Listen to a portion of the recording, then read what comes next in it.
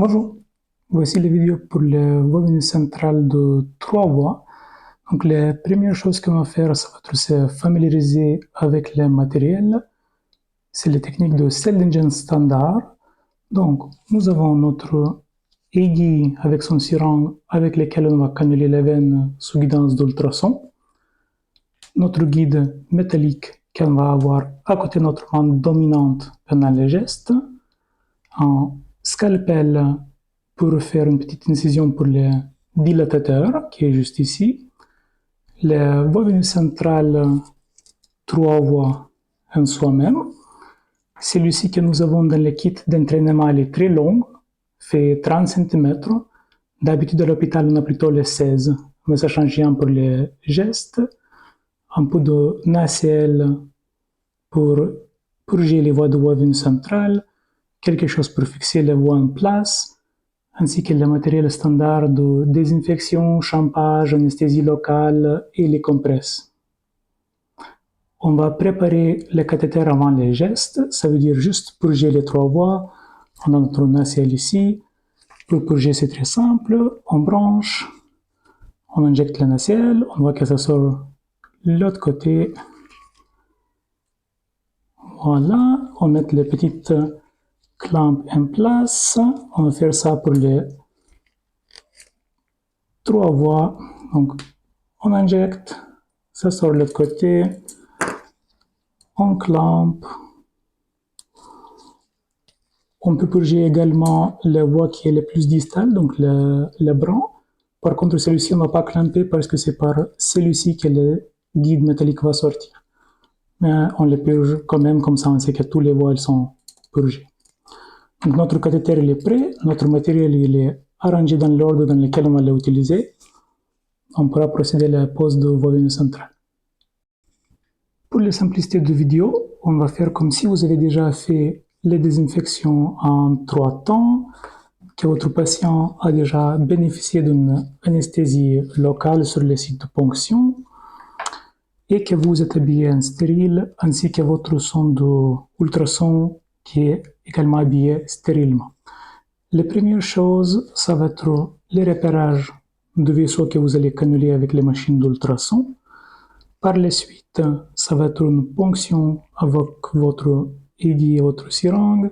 Donc, on entre dans le tissu sous-cutané.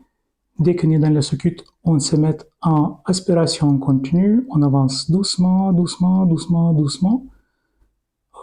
Imaginons que ici nous sommes dans une veine avec un retour veineux doux dans votre seringue.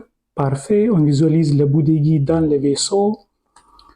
On va maintenant mettre le guide métallique en place. Très important, ne pas perdre la position de l'aiguille. Donc on le stabilise avec notre main.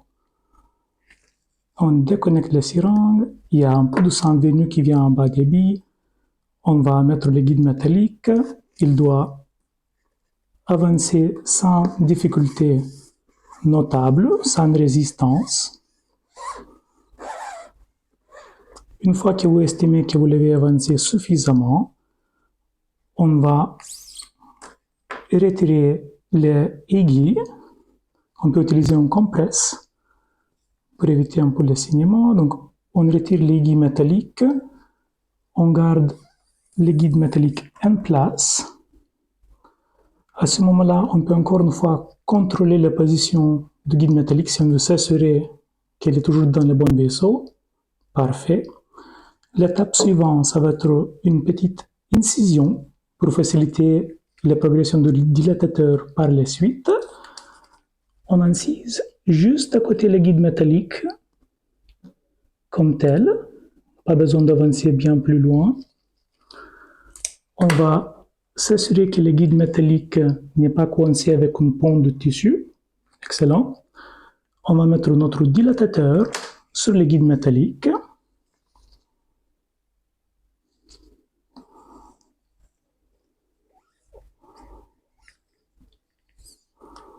Ok. On va avancer le dilatateur un peu par un peu en faisant des mouvements de rotation. Et on veut s'assurer que notre guide métallique continue à bien glisser dedans, qu'elle ne coince pas.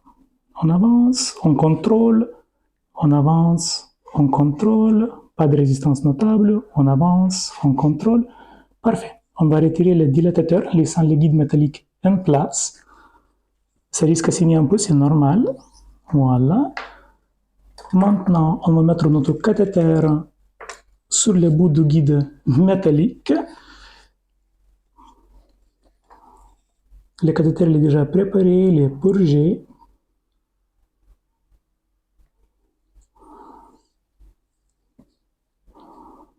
Quand on avance le cathéter, on ne veut jamais perdre le guide métallique à l'intérieur du patient. Donc on va s'assurer que le guide métallique sort de l'autre côté. Vous n'êtes pas du tout obligé à fléchir, tourner le cathéter comme tel, c'est juste pour les vidéos pour qu'il soit plus clair. Donc le guide métallique encore dans le patient, mais il commence à sortir ici. Je vais attraper le bout ici pour être certain qu'on ne le perde pas. Et je vais maintenant avancer le cathéter dans le patient. On avance progressivement, le guide métallique, il va sortir un peu par un peu. J'avance le cathéter et je sors au même moment un peu par un peu mon guide.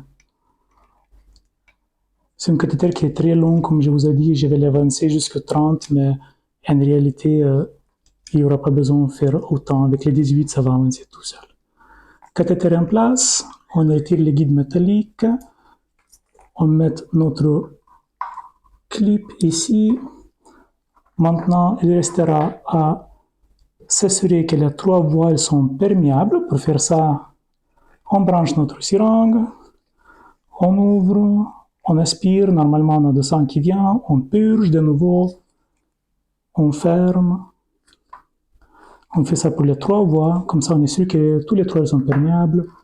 Et on va simplement fixer notre cathéter en place avec un point de suture, ainsi qu'un pansement stérile au-dessus.